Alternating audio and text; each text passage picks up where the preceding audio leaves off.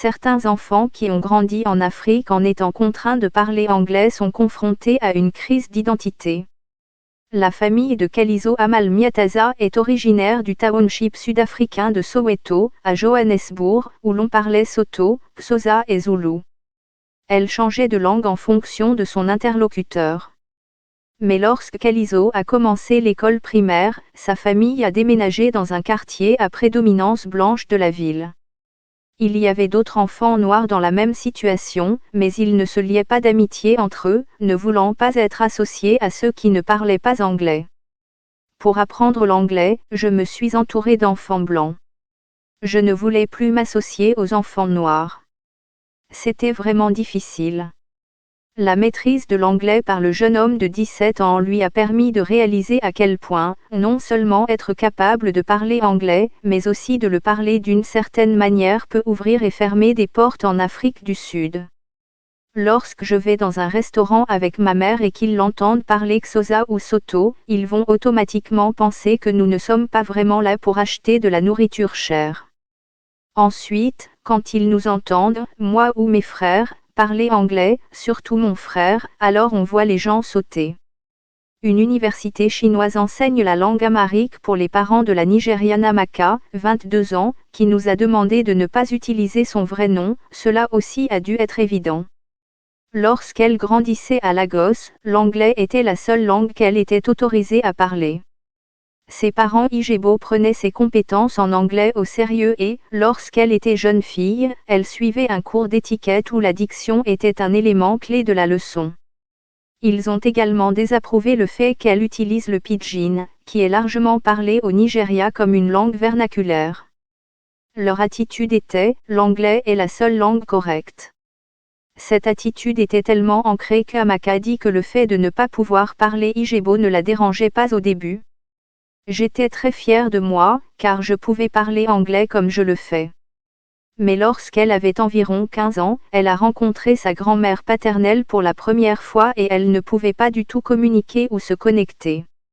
C'est la première fois que j'ai réalisé que, c'est un vrai problème. C'est une barrière.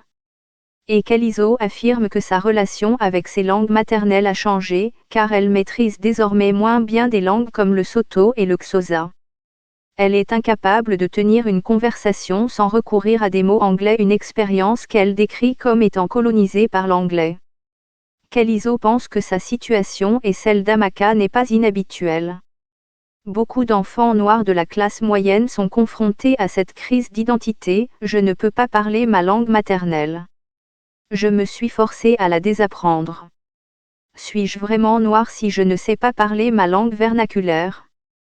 Suis-je vraiment noir si je ne sais pas dire « je t'aime » à ma mère, en Soto ou en Xhosa, ou en Zulu, ou en Tonga?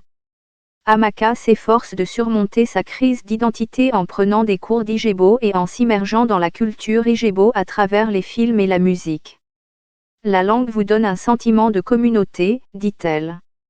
Elle vous fait voir le monde sous un jour différent, elle vous donne l'impression de faire partie de quelque chose de plus grand que vous, quelque chose qui est là depuis des générations, et qui continuera à l'être. L'écrivain kényan Ngg wa Thiong'o a parlé d'une famine linguistique dans les sociétés africaines qui, selon lui, est le résultat de la primauté des langues étrangères sur les langues autochtones.